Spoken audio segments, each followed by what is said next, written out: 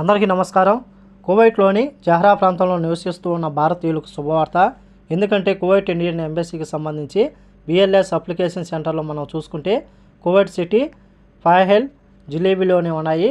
జహ్రాలో ఉన్న భారతీయులు ఎవరైతే ఉన్నారో పాస్పోర్ట్ రెన్యువల్ చేసుకోవాలన్నా సరే, లేకపోతే ఎంబసీకి సంబంధించిన అన్ని సేవలు పొందాలంటే సిటీకి పోవాల్సి వస్తుంది. ప్రస్తుతం మనం చూసుకుంటే ఏప్రిల్ 1వ తేదీ సోమవారం జహ్రాలో కొత్త ఇండియన్ కౌన్సిలర్ అప్లికేషన్ సెంటర్ను భారత రాయబారి కార్యాలయ అధికారి డాక్టర్ ఆదర్శ సౌఖ్య గారు ప్రారంభించారు. జహ్రా మరియు దాని పొరుగు ప్రాంతాలలో కానీ జహ్రా చుట్టుపక్కల ప్రాంతాలలో భారతీయ పౌరులకు వివిధ కౌన్సిలర్ సేవలు సులభతరం చేయడానికి ఈ యొక్క సెంటర్ను ప్రారంభించారు.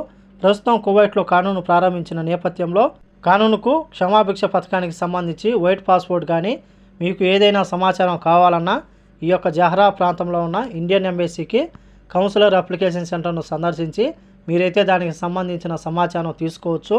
అలాగే వైట్ పాస్పోర్ట్ కూడా పొందవచ్చని చెప్పి ఇండియన్ ఎంబసీ అధికారులు తెలుపుతూ ఉన్నారు. అలాగే పవిత్ర రంజాన్ మాసంలో జహ్రా కేంద్రం శనివారం నుంచి గురువారం వరకు పనిచేస్తుందని చెప్పి, అలాగే పని వేళల్లో మనం చూసుకుంటే ఉదయం 9 గంటల నుంచి మధ్యాహ్నం 2 గంటల వరకు ఈ యొక్క కేంద్రం పనిచేయనుంది.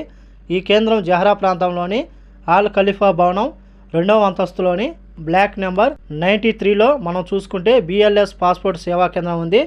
కాబట్టి కువైట్లోని జహ్రా ప్రాంతంలో నివసిస్తున్న భారతీయులందరూ ఈ యొక్క సేవలను వినియోగించుకోవాలని చెప్పి ఇండియన్ ఎంబసీ ప్రకటించింది. కాబట్టి ఈ వీడియో నచ్చితే లైక్ చేయండి, షేర్ చేయండి, సబ్స్క్రైబ్ చేసుకోండి. నెక్స్ట్ వీడియోలో మళ్ళీ కలుద్దాం. జై హింద్.